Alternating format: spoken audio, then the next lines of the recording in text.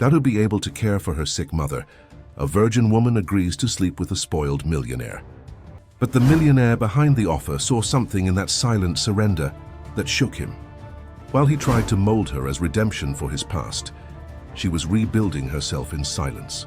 If this story caught your interest, don't forget to subscribe to our channel and tell us from which city you're watching us. Meredith Sawyer had learned long ago that life wasn't about chasing dreams, but about enduring reality. At 26, she had already lived several lifetimes worth of struggle, each day a carefully constructed exercise in survival. The small apartment she shared with her mother in Portland's aging East Side district was neither spacious nor beautiful, but it was theirs, at least for as long as she could make the rent payments. Tonight, like every night, she returned home after a 12-hour shift at Portland Memorial, her nursing scrubs carrying the antiseptic smell that never quite washed out. The late October rain had soaked through her thin jacket, and her auburn hair clung to her face in damp strands. She fumbled with her keys, the familiar sound of her mother's labored breathing audible even through the door. "I'm home, Mom," she called out softly, hanging her wet jacket on the hook by the door. Eleanor Sawyer, once vibrant and strong, now lay tethered to medical equipment in what had been their small dining room. Pulmonary fibrosis had transformed her mother from a high school art teacher to a woman permanently connected to oxygen, her once nimble hands now too weak to hold a paintbrush for more than a few minutes. "How was work?" Eleanor asked, her voice thin but warm. Meredith forced a smile. The usual. Mrs. Harrington's grandkids came to visit her, and Mr. Collins finally went home after his bypass. She didn't mention the overtime she'd been denied, or the mounting stack of bills on the kitchen counter, or how the hospital's financial department had called again about her mother's incomplete insurance coverage. "You should go out sometimes, honey," Eleanor said, reaching for her daughter's hand.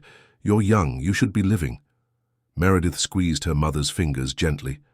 "I am living, Mom. I'm right where I need to be." Later, after making her mother comfortable for the night and checking the medical equipment, Meredith collapsed at the small kitchen table. The refrigerator hummed accusingly, almost empty again. The electricity bill marked final notice sat prominently atop the stack of envelopes. The specialized medication her mother needed, not covered by insurance, would cost another $1,200 next week. She opened her laptop, seeking escape in mindless browsing, when the notification appeared. A new email from an address she didn't recognize, anonymous@securetransfer.net. Meredith almost deleted it, assuming spam, but the subject line stopped her. Financial solution, time sensitive. Against her better judgment, she opened it. Sawyer. "I represent a client who has taken notice of your situation. My client is prepared to offer you $3,000 USD in exchange for a single evening of your company. No physical demands are expected beyond your presence, with one prerequisite: you must be untouched. Verification will be required. The arrangement would be conducted with complete confidentiality and security. If you wish to proceed, reply to this email within 24 hours. Montgomery." Meredith stared at the screen, her heart pounding wildly in her chest. Disgust and indignation surged through her. Who would send something so crude? How did they know her name, her email? She moved her cursor to delete the message, but hesitated. $3 million.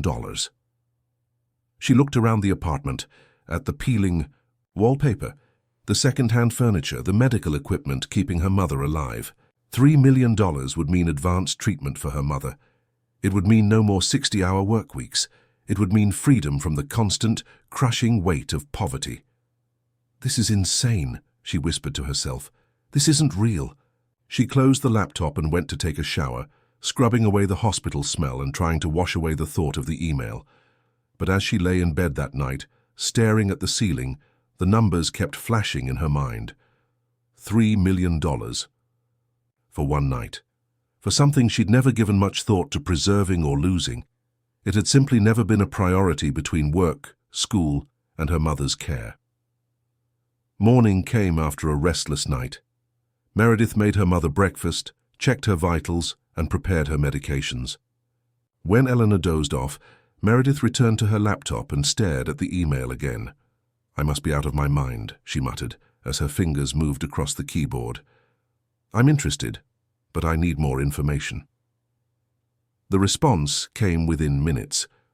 "Fem Sawyer, my client appreciates your prompt reply. To proceed, please come to the Heathman Hotel, Suite 1505 tomorrow at 8 p.m. Bring identification. You will be compensated $10,000 for your time, regardless of whether you decide to accept the full arrangement after our meeting." Montgomery. Meredith closed her laptop with trembling hands. She had just taken the first step into unknown territory, propelled by desperation and the crushing weight of responsibility. What kind of person would offer so much money for something so strange? And what kind of person was she for considering it? The next day passed in a blur. She called in sick to the hospital for the first time in 3 years. She told her mother she had a dinner with co-workers, a lie that tasted bitter on her tongue. The Heathman Hotel stood in stark contrast to everything in Meredith's life. Elegant, refined, secure in its own existence. She wore her only decent dress, a navy blue number she'd bought second-hand for job interviews years ago. The security guard in the lobby eyed her with subtle suspicion as she walked to the elevators, feeling like an imposter in this world of wealth. Suite 1505 was answered by a woman in her 40s, immaculately dressed in a tailored suit. "Ms. Sawyer, I'm Catherine Montgomery, please come in." The suite was larger than Meredith's entire apartment, decorated in muted creams and golds. Catherine gestured for her to sit at a small conference table where papers were neatly arranged. "My gay client values discretion above all else," Catherine began, her voice businesslike.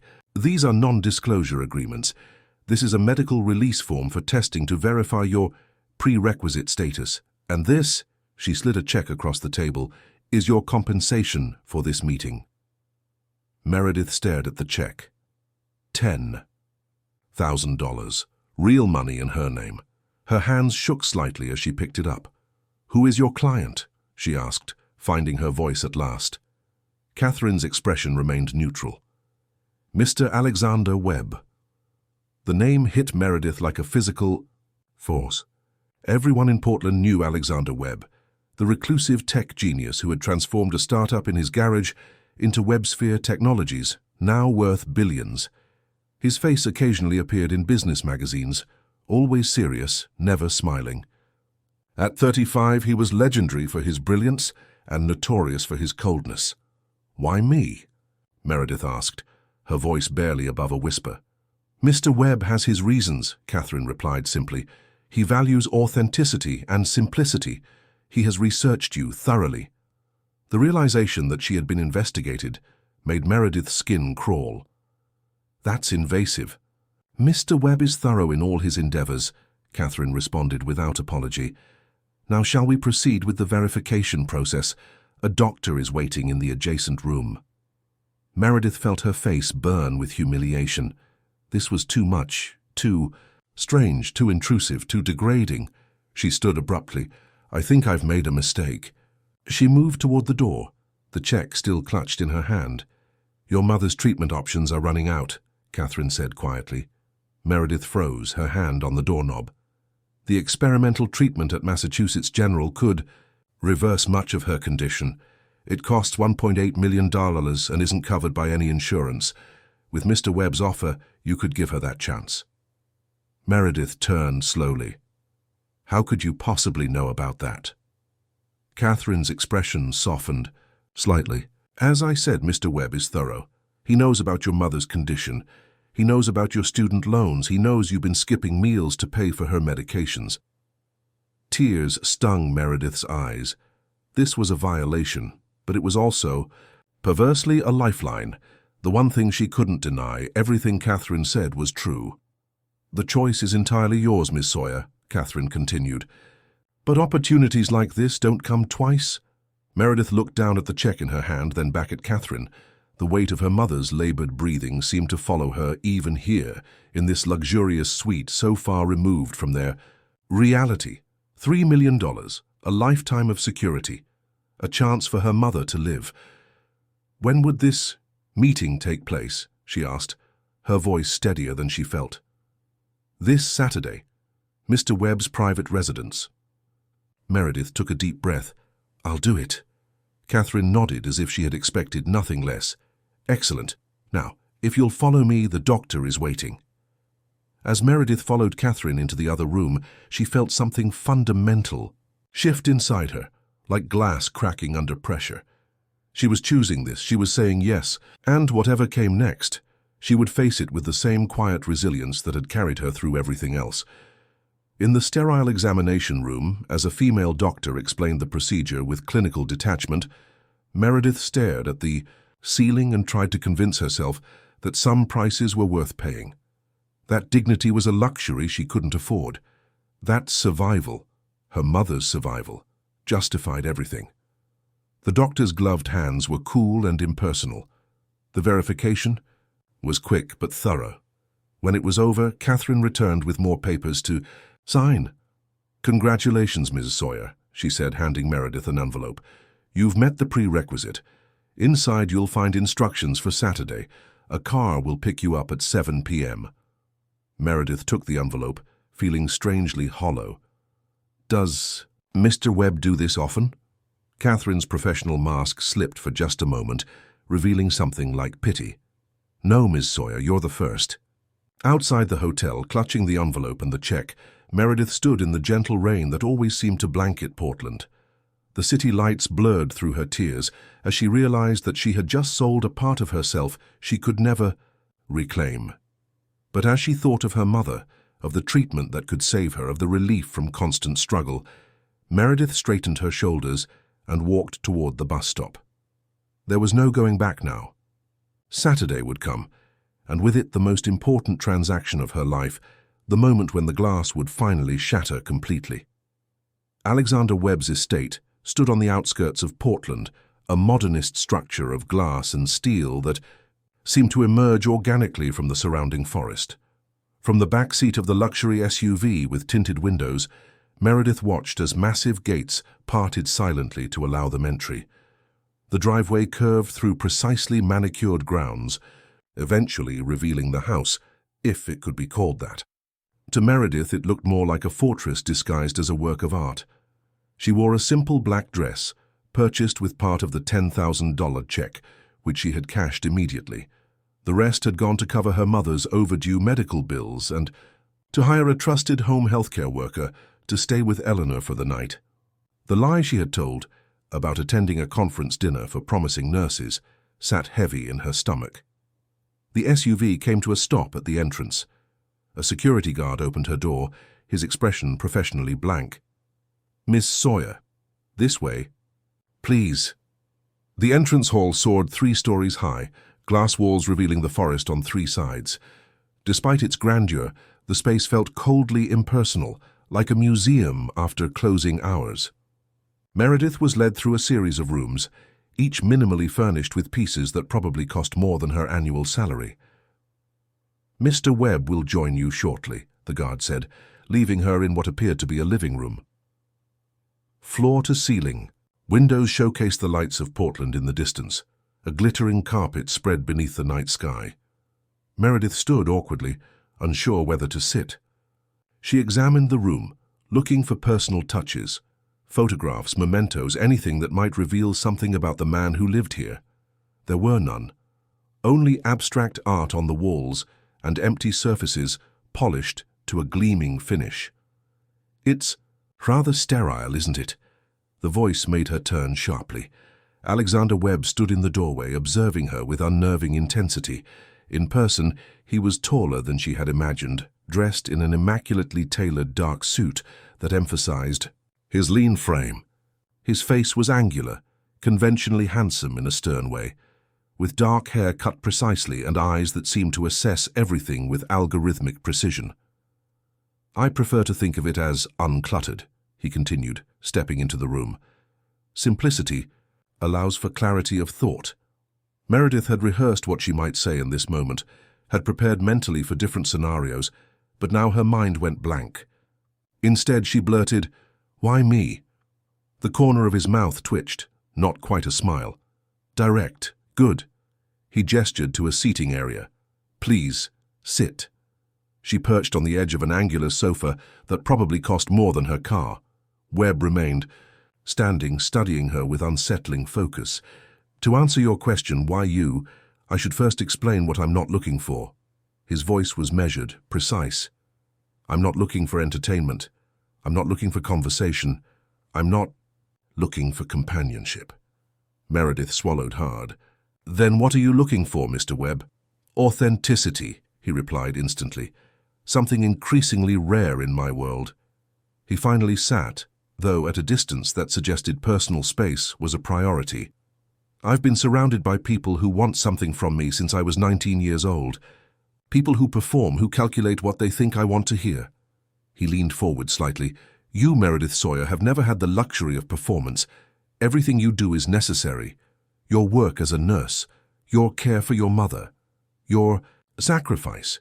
You live authentically because survival demands nothing less.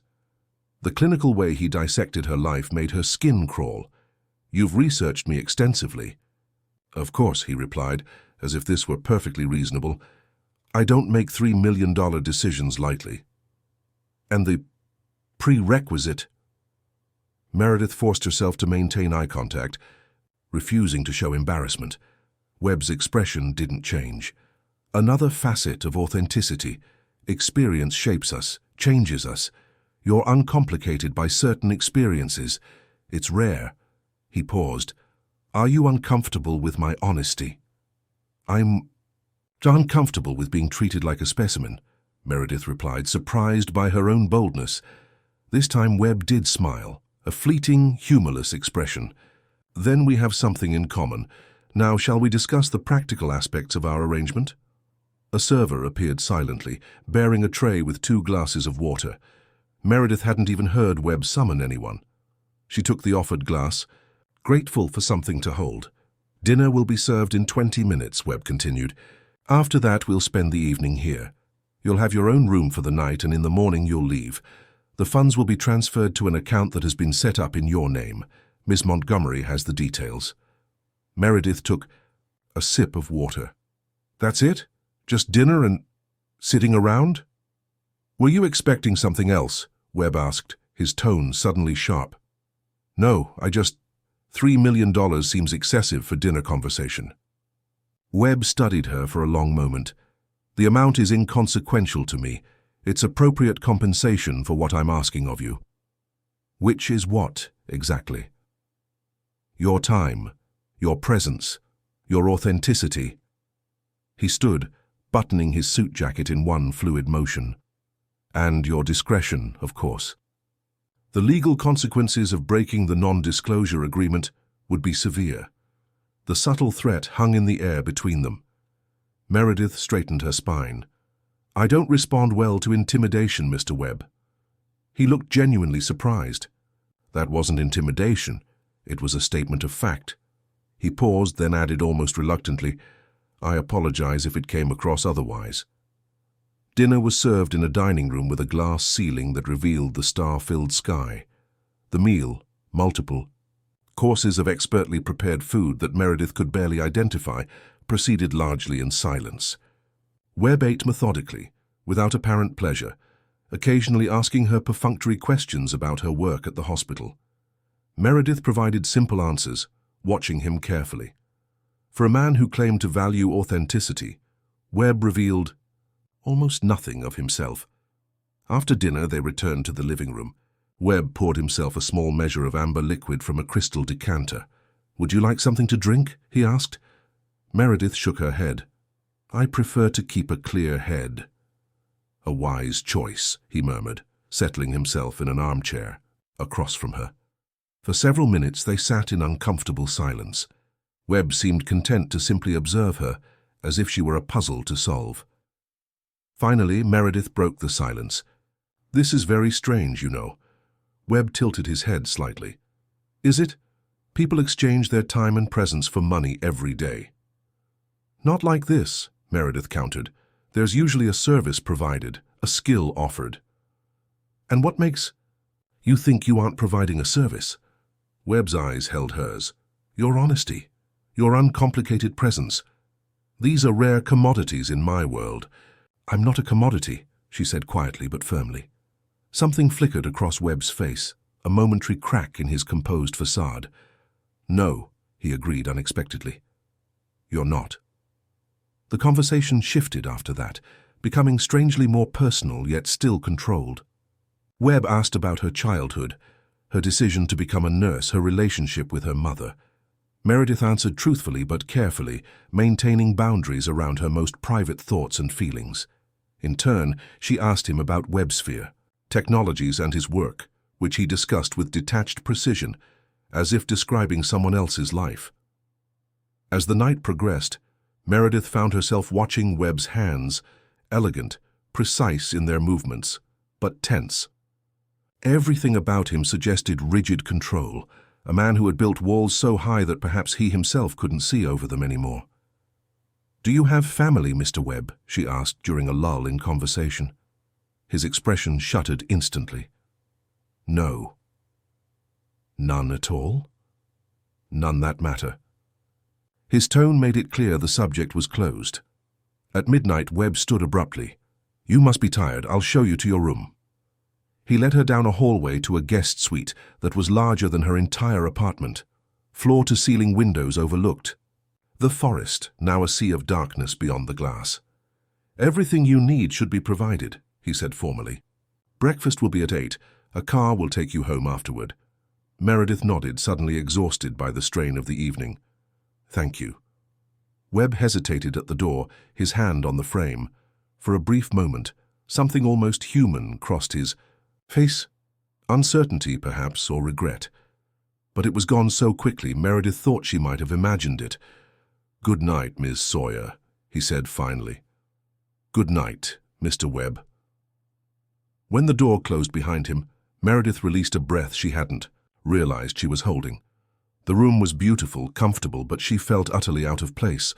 She sat on the edge of the bed, trying to process the bizarre evening. What was this really about? Webb could have any company he desired. Why pay millions for a few hours with a chronically exhausted nurse? In the elegant bathroom, she found new toiletries laid out alongside a silk nightgown still bearing its tags. She chose instead to shower quickly and put her dress back on, uncomfortable with accepting anything more than what she had explicitly agreed to. Sleep proved elusive. Despite the luxurious bed, Meredith lay awake, staring at the ceiling, her thoughts churning. $3 million, life-changing money, freedom from debt, the best care for her mother, all for one strange, uncomfortable evening, with a man who seemed both precisely what she had expected and nothing like she had imagined. A sound startled her from her thoughts, faint but distinct. A crash, followed by what sounded like breaking glass. Meredith sat up, listening intently. Then came another sound, a cry of pain or anger, she couldn't tell which. Instinct took over. Meredith slipped from the bed and opened her door cautiously. The hallway was dimly lit and empty. She hesitated, uncertain whether to investigate or return to her room. The nurse in her won out. She moved quietly down the hallway, following the sound of ragged breathing. A door stood ajar, light spilling into the corridor. Meredith approached cautiously and peered inside. It was a study, walls lined with books. In the center of the room stood Alexander Webb, barefoot in dress pants and a half-unbuttoned shirt, his composed facade completely shattered. A crystal tumbler lay in pieces on the floor, amber liquid pooling among the shards. Blood dripped from Webb's right hand. He had apparently tried to pick up the broken glass. Meredith pushed the door open wider. "Mr. Webb?" He turned sharply, his eyes wild for a moment before recognition dawned. "Miss Sawyer, I apologize for disturbing you." "You're bleeding," she said simply, professional instincts taking over. "Do you have a first aid kit?" Webb stared at his hand as if seeing the blood for the first time. "In the bathroom, through there." He nodded toward another door. Meredith fetched the kit and returned to find Webb sitting rigidly in a chair, his injured hand held away from his body. She knelt beside him and gently took his hand, examining the cut. "It's not deep enough for stitches," she assessed, "but it needs cleaning." She worked efficiently, removing tiny glass fragments, cleaning the wound, and applying antiseptic. Webb watched her in silence, his breathing gradually steadying. "You're very good at this," he said finally. "I'm a nurse," she replied, focused on bandaging his hand. "It's what I do." When she finished, Webb flexed his fingers experimentally. "Thank you." Meredith stood, gathering the bloodied gauze and packaging. "What happened?" Webb's jaw tightened. A momentary lapse in control, nothing important. But something in his voice, a hairline fracture in his perfect composure, made Meredith look more closely at him. His eyes were reddened, his face pale. On the desk behind him lay a framed photograph face down. "Sometimes," she said carefully, "it helps to talk about what's hurting you." Webb's laugh was harsh, abrupt. "I pay people hundreds of dollars an hour to tell me exactly that. They haven't helped either." Meredith placed the first aid kit on the desk. "I should go back to my room." "Wait." The word seemed to surprise him as much as it did her. Webb ran his uninjured hand through his hair, disheveling it further. For the first time he looked human, vulnerable in a way that made Meredith's professional detachment waver. He gestured to a chair across from him. "Please, I'll stay just for a moment." Meredith hesitated, then sat. Webb reached for the overturned photograph, writing it with careful movements. He looked at it for a long moment before passing it to her. The photograph showed two children, a boy and girl of perhaps 12, with identical dark hair and serious expressions. Twins, unmistakably, with Webb's distinctive eyes. "My sister," Webb said quietly. "Emma." Meredith studied the photograph. "You look very alike." "We were identical in almost every way." His voice had changed, softened with an emotion Meredith couldn't quite identify. "Except she was better than me, kinder, braver." Meredith handed the photograph back. "Where is she now?" Webb placed the frame precisely on the desk, aligning it with the edge. "She's gone. She was lost when we were 15. The careful phrasing didn't escape Meredith's notice. Not she died, but she was lost, a distinction that seemed important somehow. "I'm sorry," she said simply. Webb nodded once, sharply. "Today was her birthday. Our birthday." Understanding dawned. "That's why tonight, that's why me." Webb didn't answer directly. Instead, he said, "You remind me of her, not in appearance but in essence, the way you carry responsibility, the way you face difficulty without complaint." Meredith felt a chill run down her spine. Was this entire bizarre arrangement some kind of twisted memorial, a way for Webb to spend his birthday with a ghost? "Mr. Webb," she began carefully, "I'm not your sister." "Of course not," he replied, sudden sharpness returning to his voice. "I'm perfectly aware of reality, Ms. Sawyer." But there was something in his eyes, a desperate, haunted quality, that suggested the lines between past and present, between Meredith and the long-lost Emma, might not be as clear to Alexander Webb as he claimed. As they sat in the study, surrounded by broken glass, physical and metaphorical, Meredith realized that the transaction between them had shifted into something far more complicated than she had anticipated. She had agreed to sell her time, her presence, her authenticity. She hadn't agreed to become a stand-in for a ghost. And yet, looking at this powerful man reduced to such naked vulnerability, she couldn't find it in herself to walk away. Not yet. Not while the night still held them both in its grip, suspended, between the people they were and the people circumstances had forced them to become. Morning arrived with a soft golden light filtering through the floor-to-ceiling windows. For a disorienting moment, Meredith couldn't remember where she was. Then the events of the previous night flooded back. The strange dinner, the midnight encounter in Webb's study, the photograph of the twins. She had returned to her room shortly after their conversation, Webb's composure rapidly rebuilding itself brick by brick. By the time they parted, he was almost back to the controlled, distant man she had met earlier. Almost, but not quite. Something had changed between them, a strange, tenuous connection forged in that moment of unguarded truth. After showering and changing back into her dress, Meredith stood at the window, watching the morning mist drift through the trees. The forest surrounding Webb's modernist fortress seemed ancient and wise, unbothered by the human drama playing out within the glass walls. A soft knock at her door announced the arrival of Catherine Montgomery. "Good morning, Ms. Sawyer. I trust you slept well." Catherine's professional smile revealed nothing. "Breakfast is ready whenever you are." "Thank you.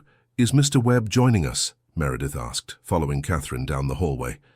"Mr. Webb had to attend to some business matters this morning. He asks that you accept his apologies." The perfectly rehearsed response suggested Webb was avoiding her. After his uncharacteristic vulnerability the night before, perhaps that wasn't surprising. Breakfast was served on a sunlit terrace overlooking the forest. Despite Webb's absence, Meredith felt herself being watched. Security cameras, she realized, noticing their discreet presence in the corners of the space. Webb might not be physically present, but he was still observing. "Before you leave," Catherine said, placing an envelope on the table, "there are some final matters to address." She slid the envelope toward Meredith. "Inside you'll find documentation for your new bank account. The funds have already been transferred. There's also a non-disclosure reminder and contact information should you have any questions or concerns." Meredith opened the envelope with steady hands. The bank statement showed a balance of $3,000. The sight of all those zeros made her breath catch. This was real. It had happened. Her life would never be the same. "A car is waiting to take you home whenever you're ready," Catherine continued. "Unless you have any questions." Meredith looked up from the papers. "Just one. Does he do this often?" Catherine's professional mask slipped just slightly. "As I told you before, you're the first, and I suspect you'll be the last." An hour later, Meredith stepped out of the luxury SUV onto the cracked sidewalk in front of her apartment building. The contrast was jarring, from Webb's glass palace back to her reality of peeling paint and aging infrastructure. Yet something fundamental had changed. The weight that had pressed down on her shoulders for so long had lifted. She could breathe. Inside, she found her mother awake and chatting with the home healthcare worker, a young woman named Jess, who Meredith knew from the hospital. "There she is," Eleanor smiled. "How was your conference dinner?" The lie tasted bitter on Meredith's tongue. It was. Educational. After Jess left, Meredith sat beside her mother's bed, holding her thin hand. "Mom, I have some news. I've been accepted into a special program. It comes with a substantial grant." Eleanor's eyes brightened. "Honey, that's wonderful. It means we can get you that treatment at Massachusetts General, the experimental one Dr. Winters mentioned." Her mother's expression shifted to concern. "But that costs." "It's covered," Meredith interrupted gently. "Everything's covered now. We don't have to worry anymore." As tears welled in her mother's eyes, Meredith felt both profound relief and nagging guilt. The money was real. The freedom it provided was real. But everything else, the program, the grant, was fiction. Later that week, after setting the wheels in motion for her mother's treatment, Meredith returned to work at Portland Memorial. The familiar corridors and routines felt strangely distant now, as if she were moving through someone else's life. With each passing day, her night at Webb's estate seemed more like a dream, until 2 weeks later, when a bouquet of white lilies was delivered to the nurse's station. "Secret admirer, teased Annie, one of the other nurses. Meredith opened the small card with trembling fingers. "Miss Sawyer, I hope this finds you well. My client would appreciate an update on your mother's condition." Montgomery. That evening, Meredith composed a brief formal email to the address Catherine had provided. "Ms. Montgomery, please inform Mr. Webb that my mother has been accepted into the treatment program at Massachusetts General. We leave for Boston next week. The prognosis is cautiously optimistic. Thank you for the flowers. Meredith Sawyer." She sent the email, closed her laptop, and tried to convince herself that this was the end of it. Webb had satisfied his strange impulse. She had received life-changing compensation. The transaction was complete. But 3 days later, as Meredith was leaving the hospital after her shift, a sleek black car pulled up alongside her. The window lowered to reveal Catherine Montgomery in the back seat. "Miss Sawyer, may I offer you a ride?" Instinct told Meredith to decline, but curiosity won out. She slid into the car beside Catherine. "Mr. Webb would like to speak with you," Catherine said without preamble. "If you're amenable." "Why?" Meredith asked bluntly. Catherine's expression remained neutral. "He'll explain himself." The car took them not to Webb's estate, but to a private dining room in one of Portland's most exclusive restaurants. Alexander Webb was waiting, dressed impeccably as before, though Meredith couldn't help but notice the bandage still visible on his right hand. He rose when she entered, his expression unreadable. "Miss Sawyer, thank you for coming." Catherine disappeared, leaving them alone. Meredith remained standing, suddenly conscious of her wrinkled scrubs and untidy ponytail. "I didn't really have much choice." "You always have a choice," Webb replied, gesturing to the chair across from him. "Please sit." Meredith sat, studying him cautiously. In the 2 weeks since their strange night together, she had replayed their interaction countless times, trying to make sense of what had transpired between them. "I wanted to see how you're doing," Webb said, breaking the silence. His tone was measured, controlled, the vulnerable man from his study seemingly gone without a trace. "I'm fine," Meredith replied. "The money is in the account. Everything is proceeding with my mother's treatment.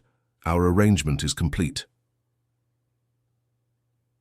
Webb's fingers tapped once against the table, the only sign that her directness had affected him. "Our financial arrangement is complete, yes, but I find myself concerned about your well-being." "My well-being?" Meredith couldn't keep the surprise from her voice. "Mr. Webb, you don't even know me." "I know enough," he countered. "I know you're intelligent, resourceful, and fiercely dedicated to your mother. I know you're working in a profession that demands everything and rewards little. I know you've been carrying burdens that would crush most people." He paused. "And I know that sudden financial change can be as disruptive as it is beneficial." Meredith leaned back, crossing her arms defensively. "So you're what? Checking up on your investment?" Something flickered across his face. Irritation or perhaps disappointment. "This isn't about money, Ms. Sawyer." "Then what is it about?" Webb didn't answer immediately. A server appeared, bringing water and menus, then discreetly vanished. Webb waited until they were alone again before speaking. "I find myself thinking about our conversation, about authenticity, about the world I inhabit and the people in it." He chose his words with precision. "You challenged me in a way few people do." Meredith shook her head slightly. "I didn't challenge you, I was just there." "Exactly," Webb leaned forward. "You were simply yourself. Do you have any idea how rare that is?" "So you've summoned me here because I was authentic?" Meredith made air quotes around the word. "That's not exactly a compelling reason, Mr. Webb." A ghost of a smile touched his lips. "Perhaps not. Then let me be more direct. I would like to offer you a position." Meredith blinked, caught off guard. "A position? Doing what?" "Working with the Webb Foundation. We fund medical research and treatment programs for rare conditions. Your experience as a nurse, combined with your personal understanding of the healthcare system's failures, would be valuable to our mission." He slid a folder across the table. "The details are all here. The compensation is substantial, though. I suspect that's less important to you now." Meredith left the folder untouched. "Why would you want me for something like this? There must be thousands of people more qualified." "Qualifications can be acquired. Perspective is rarer." Webb's gaze was steady. "You've navigated a broken system from the inside. You understand what patients and their families truly need, not just what institutions think they need." The offer was unexpected, and strangely tempting. Working for the Webb Foundation would mean leaving behind the physical exhaustion of nursing shifts, the emotional drain of watching patients suffer through inadequate care. It would mean having a voice, perhaps even making a difference on a larger scale. But something felt wrong about it all, the timing, the sudden interest in her life, the way Webb watched her with that intense focus. "This is very generous," she said carefully, "but I can't help feeling there's something you're not telling me." Webb's expression remained unreadable. Such as? Such as why you're really doing this. The night we met, that wasn't just about authenticity, it was about your sister, wasn't it? About Emma? At the mention of his sister's name, Webb went absolutely still. For a long moment he said nothing. When he finally spoke, his voice was quiet but tight with restraint. "My sister has nothing to do with this offer." "Doesn't she?" Meredith pressed. "You said I reminded you of her. Is that what this is about? Am I some kind of proxy?" Webb's hands flattened against the table. "You're being irrational." "Am I? Because from where I'm sitting, this looks a lot like a very wealthy, very powerful man trying to, I don't know, recreate something he lost, and I'm not comfortable being part of that." Webb's jaw tightened. "You're mistaking personal interest for something sinister, Ms. Sawyer. I assure you my offer is purely professional." But there was something in his eyes, a flicker of something raw and wounded, that told Meredith she had struck a nerve. The man sitting across from her might believe what he was saying, but she wasn't convinced it was the whole truth. "Appreciate the offer," she said finally, "but I need to focus on my mother's treatment. Once she's stable, I'll consider other opportunities." Webb studied her for a long moment, then nodded. "Of course. Family comes first." He reached into his jacket and produced a business card.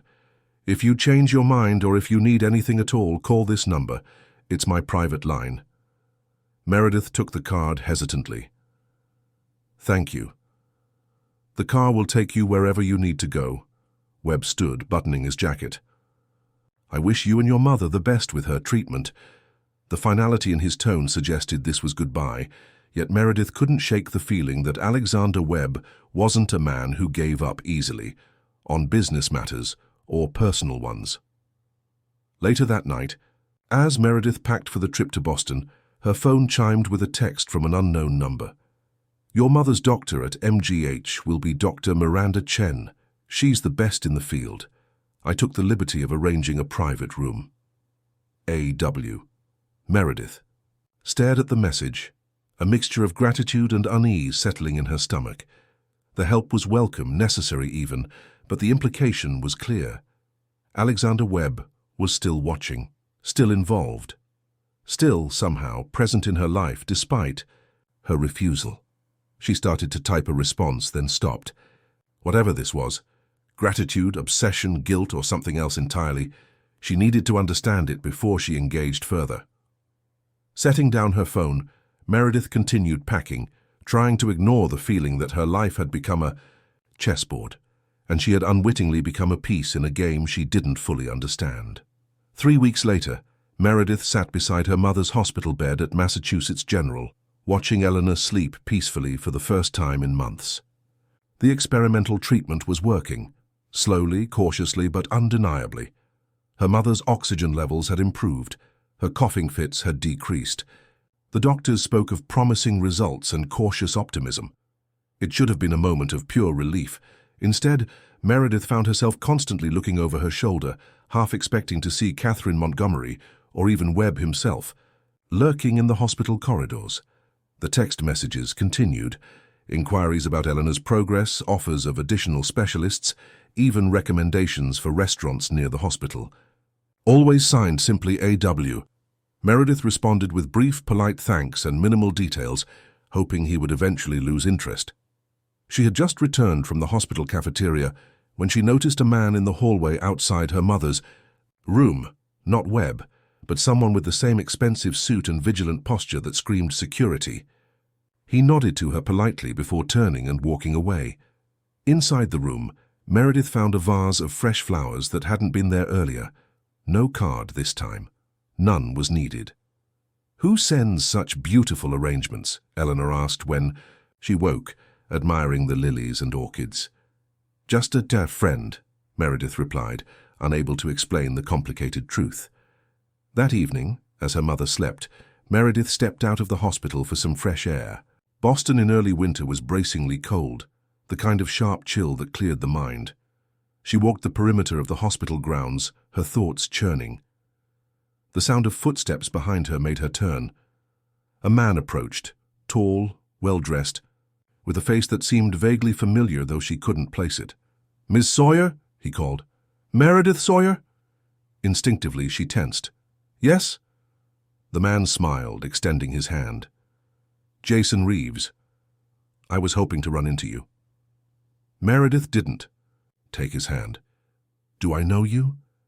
No, but I know about you. His smile remained fixed. I'd like to talk to you about Alexander Webb. Alarm bells rang in Meredith's mind. I don't have anything to say about Mr. Webb. I think you might, once you hear what I have to say. Reeves reached into his coat and produced a business card. I was Webb's business partner when he founded WebSphere, until he forced me out 5 years ago. Meredith reluctantly took the card. I'm sorry, but that has nothing to do with me. Doesn't it? Reeves stepped closer, lowering his voice. Webb doesn't develop random interests, Ms. Sawyer. If he's involved in your life, there's a reason. And I'm betting it's not just because he admires your nursing skills. A chill that had nothing to do with the December air ran through Meredith. I really need to get back to my mother. Of course. Reeves stepped back, his manner suddenly more respectful. But when you're ready to understand what you've gotten yourself into, call me. I can help you. Help me with what? Meredith asked, despite herself. Reeves's expression turned grave. With understanding who Alexander Webb really is and what happened to his sister. The sister you apparently remind him of. At Meredith's startled look, he added, Yes, I know about that too. There's a lot I know about Alexander Webb that most people don't. Before she could respond, a hospital security guard approached. Everything okay here, ma'am? Reeves smiled thinly. Just leaving. He nodded to Meredith. Remember what I said. As Reeves walked away, Meredith noticed another man watching from across the street. The same security personnel she'd seen earlier. In the hospital. He spoke quietly into a wrist communicator, his eyes never leaving Reeves's retreating figure. Back in her mother's room, Meredith stared at Reeves's business card. Former partner, WebSphere Technologies. Current CEO, Axiom Innovations. A rival company to Webb's empire. She pulled out her phone, hesitated, then typed a message to the number she'd come to recognize. Someone named Jason Reeves approached. Me at the hospital? Said he was your former partner. Want to tell me what that's about? The response came almost immediately. Stay away from Reeves. He's dangerous. I'm sending additional security to the hospital. We need to talk. A.W. Meredith. Felt a surge of frustration. I don't want security, I want answers. What is going on? 3 dots appeared, disappeared, then appeared again. Finally. Not over text. I'll be in Boston tomorrow. A.W. Meredith put down her phone, a sense of foreboding settling over her. What had started as a strange but seemingly straightforward transaction had evolved into something far more complex and potentially dangerous. Who was Jason Reeves, really? Why was Webb so concerned? And most importantly, what did any of this have to do with her? As her mother slept peacefully beside her, benefiting from treatment that wouldn't have been possible without Webb's money, Meredith faced an uncomfortable truth. She was already entangled in whatever game these powerful men were playing. The question now was whether she would remain a pawn or find a way to take control of her own destiny. Alexander Webb arrived at Massachusetts General the following afternoon. Meredith watched through the window of her mother's room as his sleek black car pulled up to the hospital. Entrance. He stepped out alone. No Catherine Montgomery, no visible security detail, though she suspected they were nearby. He wore a dark overcoat against the Boston winter, his breath forming clouds in the cold air. "Who are you looking at, dear?" Eleanor asked, glancing up from her book. Meredith moved away from the window. "Just someone I need to talk to. Will you be okay if I step out for a little while?" Eleanor smiled, the color in her cheeks a testament to the treatment's success. "Of course, Dr. Chen said she'd stop by soon anyway." Meredith kissed her mother's forehead and headed downstairs, her stomach tight with anticipation.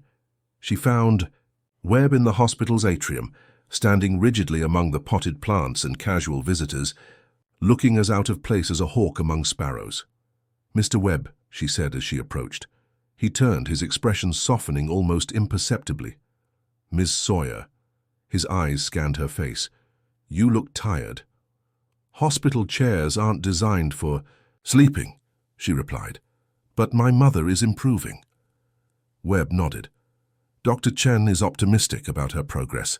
The treatment is working better than anticipated. Of course he knew. He probably had daily reports on Eleanor's condition. Meredith gestured to the hospital cafe. Should we talk there? I'd prefer somewhere more private. They ended up in a small consultation room that Webb had somehow arranged to have at their disposal.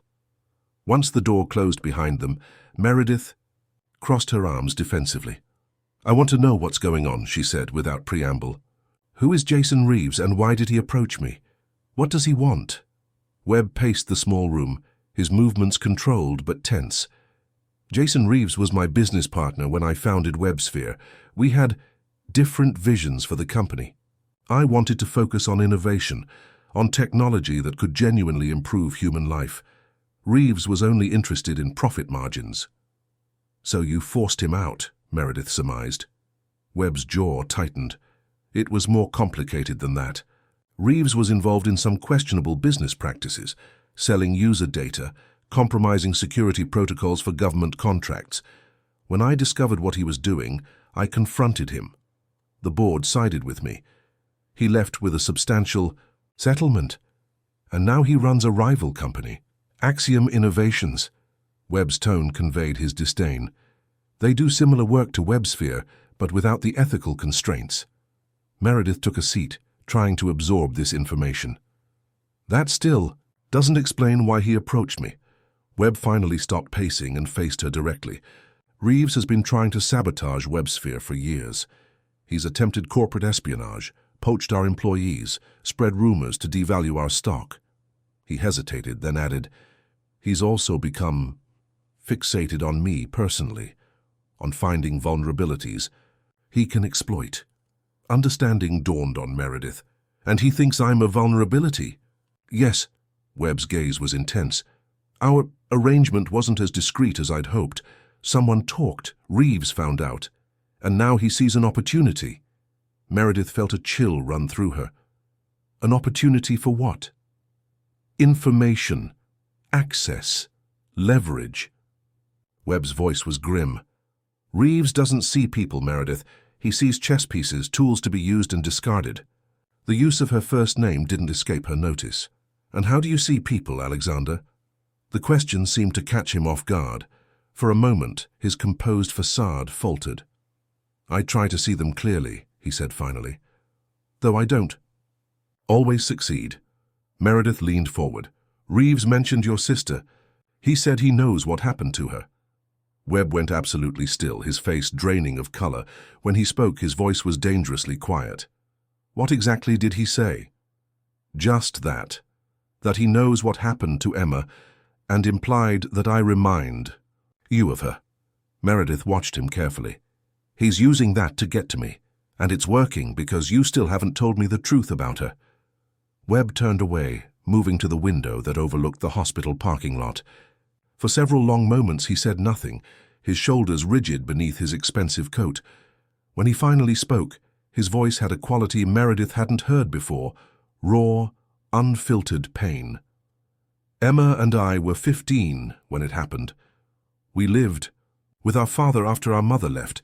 He was difficult, brilliant but unstable, demanding perfection from both of us. Webb's reflection in the glass looked haunted. Emma protected me from the worst of his anger.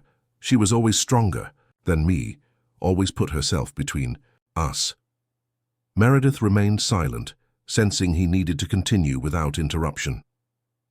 That night he was in one of his rages. Something about my grades not being high enough, about disappointing the Webb legacy. His voice hardened. Emma intervened, as she always did. They argued. She threatened to call social services if he touched me again. Webb's hand pressed against the glass, his fingers splayed as if seeking support. He threw her against the wall, hard. She hit her head. His voice broke slightly. She seemed fine at first, dazed but conscious. She told me not to worry, that she was okay. My father locked himself in his study with a bottle of scotch, as usual. Emma went to sleep. Meredith could sense what was coming. her nurse's training filling in the terrible blanks. In the morning, I couldn't wake her. Webb's voice had become clinical, detached, as if the only way he could tell this story was to remove himself from it emotionally. Intracranial hemorrhage. By the time I got her to the hospital, it was too late. The doctors said if she'd been brought in immediately after the injury, they might have saved her. It wasn't your fault, Meredith said softly. Webb turned from the window, his eyes hollow. Wasn't it? I knew she was hurt. I should have insisted she go to the hospital. I should have called an ambulance. I should have protected her for once instead of always letting her protect me. You were a child, Meredith insisted. I was old enough to know better. Webb's voice was unyielding. My father was investigated but ultimately cleared of any wrongdoing. A tragic accident, they called it. He killed himself 6 months later anyway. Couldn't live with what he'd done, I suppose. I was left with his money, his company shares, and his legacy of destruction. Meredith stood, moving closer to him, and Emma became the ghost you've been trying to save ever since. Webb looked away. Everything I've built, WebSphere, the foundation, all of it, was meant to create something good from something terrible. To make her loss mean something. And me? Meredith asked quietly. Where do I fit into this redemption narrative? Webb met her gaze directly. You reminded me of her the moment I saw your file. Not physically, but in essence, the self-sacrifice, the quiet strength, taking care of your mother at your own expense. When I learned about your situation, I saw a chance to do what I couldn't do for Emma, to help someone who deserved it. So the strange arrangement, the millions of dollars, the job offer, it was all about assuaging your guilt. No, Webb said sharply. It was about recognizing something rare and valuable and wanting to preserve it. Your life was being sacrificed to a broken system, just as Emma's was sacrificed to a broken man. I wanted to change that. Meredith studied him, trying to reconcile the cold, controlled billionaire with the broken 15-year-old boy who still lived somewhere inside him. And Jason Reeves? What does he want with me? Webb's expression hardened. Reeves was in love with Emma. They dated briefly before she died. He blamed me for not saving her. Then he blamed me for his ouster from WebSphere. Now he wants revenge. In any form he can get it. He stepped closer to Meredith. If he's approaching you, it means he sees you as my weakness. He'll try to use you against me. I'm not your weakness, Alexander, Meredith said firmly. I'm not Emma. I'm not a redemption project. And I won't be caught in the middle of whatever vendetta exists between you two. Webb's phone buzzed. He glanced at it, then looked up with alarm. My security team just spotted Reeves entering the hospital. As if on cue, Meredith's own phone chimed with a text message from an unknown number. Ems, Sawyer, I'm here to see you. I have information about Webb you need to hear. 5th floor waiting area. Jason Reeves. She showed the message to Webb, whose face darkened. Don't go. Why not? What are you afraid he'll tell me? Lies, Webb said sharply. Manipulation. That's what Reeves does. Meredith considered her options. What if we go together? I want to hear what he has to say, and I want to see how the two of you interact. That will tell me more than either of your versions of events. Webb looked like he wanted to refuse, but after a moment he nodded tersely. Fine, but be careful. Reeves is more dangerous than he appears. They took the elevator to the 5th floor in tense silence. As the doors opened, Meredith saw Jason Reeves sitting in the small waiting area, scrolling through his phone. He looked up as they approached, surprise flickering across his face at the sight of Webb beside her. Well, Reeves said, standing smoothly. This is unexpected. Hello, Alex. It's been a while. Not long enough, Webb replied coldly. Reeves turned his attention to Meredith, his smile professionally. Charming. Ms. Sawyer, I see Alex has convinced you to keep him close, probably wise considering his tendency to monitor those he's interested in. What do you want, Reeves? Webb demanded. Just a conversation, Reeves said innocently. I thought Ms. Sawyer deserved to know exactly who she's dealing with. He turned back to Meredith. Has he told you about Emma yet? About how she died? Meredith nodded cautiously. He has. Did he tell you the whole story? Reeves pressed. Did he mention that he didn't call an ambulance because his father told him not to, that they were more concerned about scandal than saving her? Webb's fists clenched at his sides. That's not what happened. Isn't it? Reeves's voice hardened. Emma was my girlfriend. She told me how afraid she was of your father, how she was planning to run away, to take you with her. She was going to call social services that week. She did call, Webb said, quietly. The night she died. This seemed to surprise Reeves. What? After she went to her room before she fell asleep, she called the local CPS office, left a message describing what our father had done. They found the recording during this investigation. Webb's voice was steady now. She tried to save us both right until the end. Something in Reeves's expression shifted, a flicker of uncertainty. You never told me that. Why would I? You were nothing to her, Reeves. You went on 2 dates. Webb's contempt was palpable. You've built this whole narrative around a relationship that barely existed. Reeves's face flushed with anger. I loved her. You were obsessed with her, Webb corrected. And when she died, you transferred that obsession to me. First as the business partner you couldn't measure up to, then as the rival you couldn't defeat. And now you're trying to use Ms. Sawyer as leverage. Meredith had been watching this, exchanged silently, absorbing the dynamics between these two powerful men. Now she stepped forward. Mr. Reeves, why exactly did you want to speak with me? Reeves composed himself, his businessman's mask sliding back into place. To warn you, Ms. Sawyer, Webb doesn't have normal relationships. He collects people who remind him of his sister, tries to save them, then discards them when they inevitably fail to fill the void Emma left. That's not true, Webb interjected. No? Reeves pulled out his phone, scrolled briefly, then held it out to Meredith. Take a look.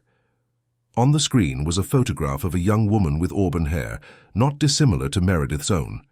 The caption read, Rebecca Winters, former Webb Foundation director, let go after rumored relationship with CEO. There have been others, Reeves continued. Webb finds them, fixates on them, then pushes them away when they get too close. It's a pattern.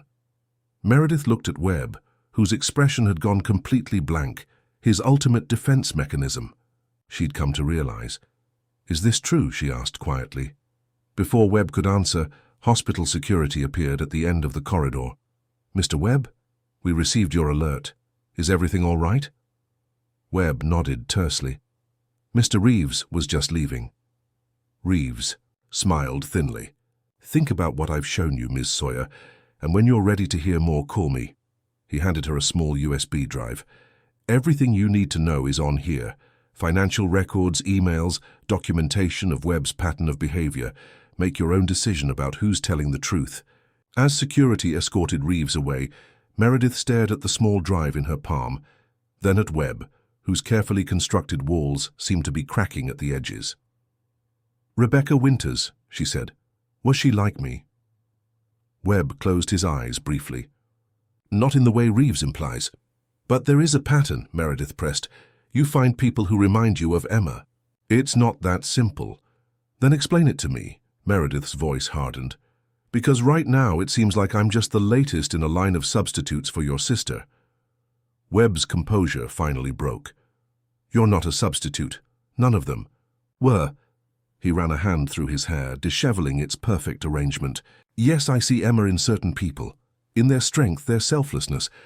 And yes, I try to help them. Is that so wrong? It is when you're not honest about your motivations, Meredith replied.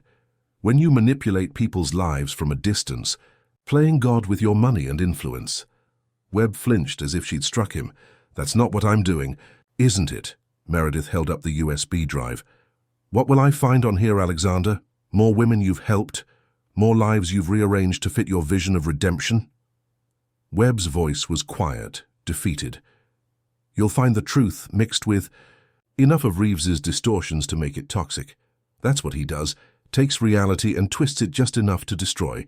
Trust? Meredith slipped the drive into her pocket. I need time to think, to process all of this. Of course, Webb said, his professional mask sliding back into place. I'll have my security team remain at the hospital to ensure Reeves doesn't return. They'll be discreet. Meredith felt suddenly exhausted. I just want to be left alone by both of you. I understand. Webb hesitated, then added, whatever you decide, Meredith, the money is yours. Your mother's treatment is guaranteed. That won't change. She nodded, turning to walk away. Meredith, Webb called softly, making her pause, I never meant to turn you into a ghost. Later that night, after Eleanor had fallen asleep, Meredith sat in her hotel room with her laptop open, the USB drive plugged in. The files were meticulously organized. Emails, financial records, news articles, photographs. Reeves had been thorough, documenting Webb's pattern of interest in women who shared certain characteristics. Not physical traits, but circumstances. Caregivers. Women who sacrificed for others. Women who carried heavy responsibilities alone. There was Rebecca Winters, a brilliant researcher who had worked at the Webb Foundation before being abruptly transferred to a prestigious position at Johns Hopkins. There was Sophia Chen, a social worker who had suddenly received an anonymous grant to expand her community support program. There were others, not many, but enough to establish a pattern. But as Meredith dug deeper, she noticed something Reeves had either missed or deliberately omitted. None of these women had been harmed by Webb's intervention. None had been discarded or abandoned. They had been helped, supported, given opportunities they wouldn't otherwise have had. They had moved on, built successful lives, made differences in their communities. Was that so wrong? To use vast wealth to help people who reminded him of the sister he couldn't save? Meredith closed the laptop, her thoughts in turmoil. Webb's methods were manipulative, his motivations complex and possibly unhealthy. But his impact had been positive. The women whose lives he'd touched had benefited. Her mother was getting life-saving treatment because of him. The next morning, Meredith woke to a text message from an unknown number. Have you reviewed the files? Ready to discuss Webb's true nature, J.R. She stared at the message, a decision crystallizing in her mind. Neither of these powerful men would control her narrative. Neither would define her role in this strange drama they had been enacting since long before she entered the picture. She texted Webb first. We need to talk, tonight. Your choice of location. Then she responded to Reeves. I've seen enough. No further contact necessary. Webb's response came immediately. The Charles Hotel, 8 p.m. Private dining room under Montgomery Reservation. Meredith spent the day with her mother, discussing plans for after the treatment was complete. Eleanor was responding remarkably well, her breathing easier, her energy returning gradually. I've been thinking, Meredith said as they shared lunch in the hospital room. Once you're stable, maybe we could move somewhere new, start fresh. Eleanor studied her daughter's face. What's happened, Meredith? You seem different lately. Meredith hesitated, then decided on a version of the truth. I've met someone who's made me rethink some things, about what I want from life, about using my experience to help others in a different way.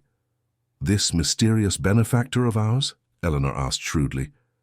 Meredith looked up in surprise. How did you know? Eleanor smiled gently. I may be sick, dear, but I'm not blind. The private room, the specialized treatment, Dr. Chen mentioning her connection to the Webb Foundation. She reached for Meredith's hand. Whatever arrangement you've made, I trust you. But remember that your life is your own. Don't let gratitude become obligation. Tears stung Meredith's eyes as she squeezed her mother's hand. When did you get so wise? I've always been wise, Eleanor replied with a wink. You were just too busy taking care of me to notice. That evening, Meredith arrived at the Charles Hotel precisely at 8. She was shown to a private dining room where Alexander Webb waited alone, standing by the window. He turned as she entered, his expression carefully neutral. Thank you for coming. Meredith took a seat at the table, and Webb followed suit. For a moment, neither spoke. I reviewed the files Reeves gave me, Meredith finally said. Webb's jaw tightened. And I've come to a decision. She met his gaze directly. I won't work for the Webb Foundation. Something flickered in his eyes. Disappointment, perhaps. I understand. I'm not finished, Meredith continued. I won't work for you, but I would consider working with you. Webb looked genuinely confused. I don't understand. I want to establish an independent organization focused on patient advocacy and healthcare reform, using my nursing experience and my first-hand knowledge of navigating the system as a caregiver. Meredith's voice grew stronger as she outlined the vision that had been forming in her mind. I want the Webb Foundation to be a partner, not an owner. I want autonomy, transparency, and equal input on all decisions. Webb studied her, something like respect dawning in his expression. You've given this serious thought. I have, Meredith. Confirmed. I can't change who I remind you of, Alexander. I can't fill the void Emma left, but I can use my own experiences, my own strengths, to help others.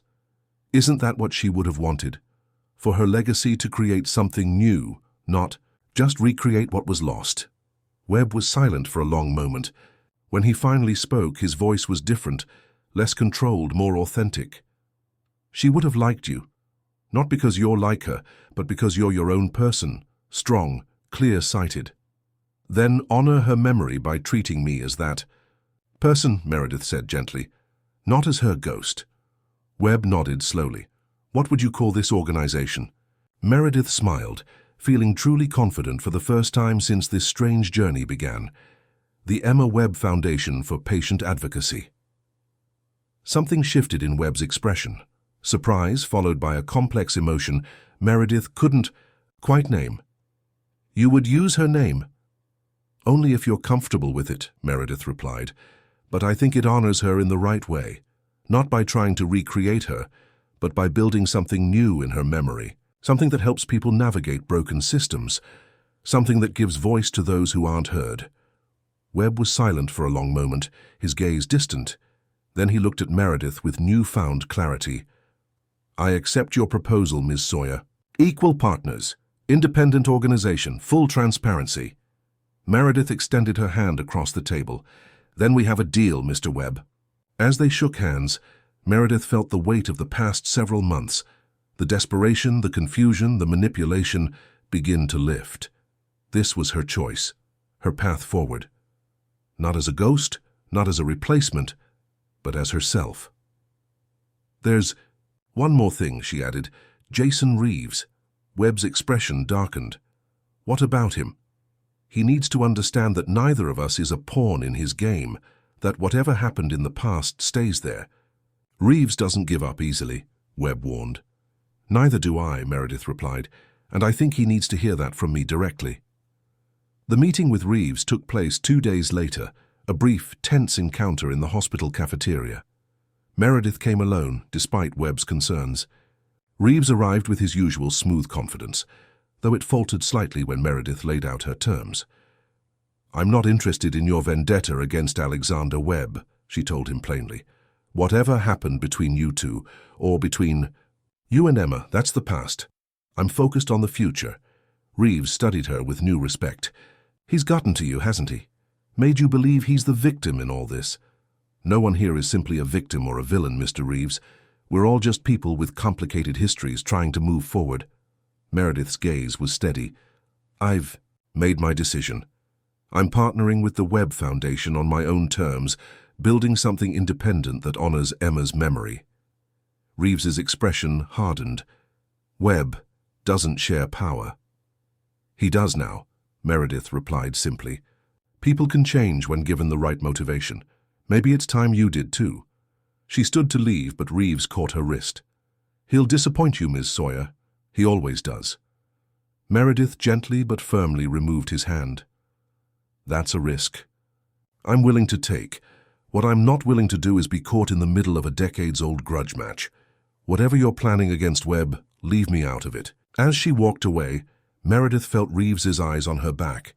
She knew this likely wasn't the end of his interference. Men like Reeves, like Webb in his own way, didn't surrender control easily.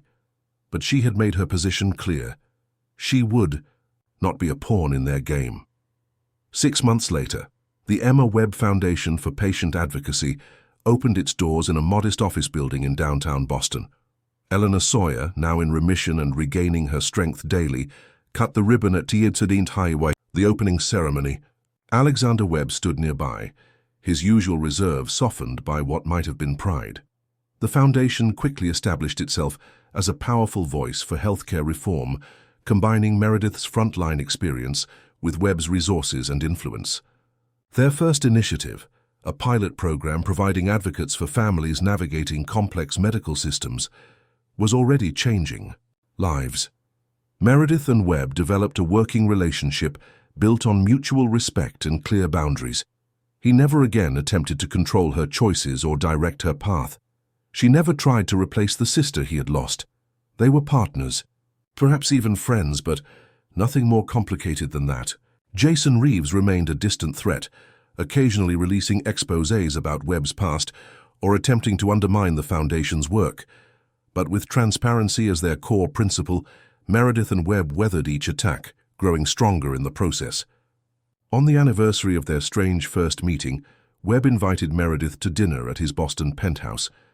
As they stood on the balcony overlooking the city lights, he seemed more at peace than she had ever seen him.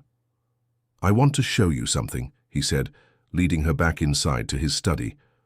From a locked drawer, he removed a small wooden box.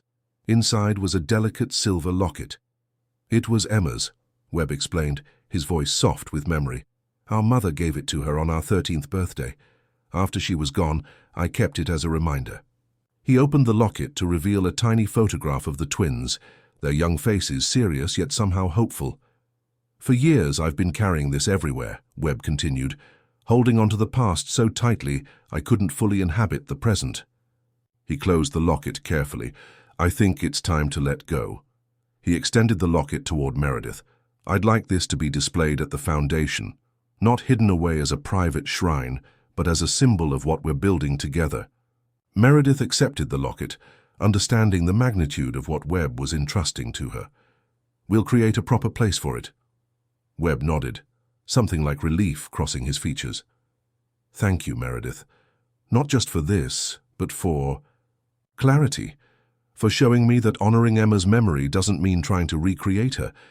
She would be proud of you," Meredith said gently, "of what you've built, of the man you've become."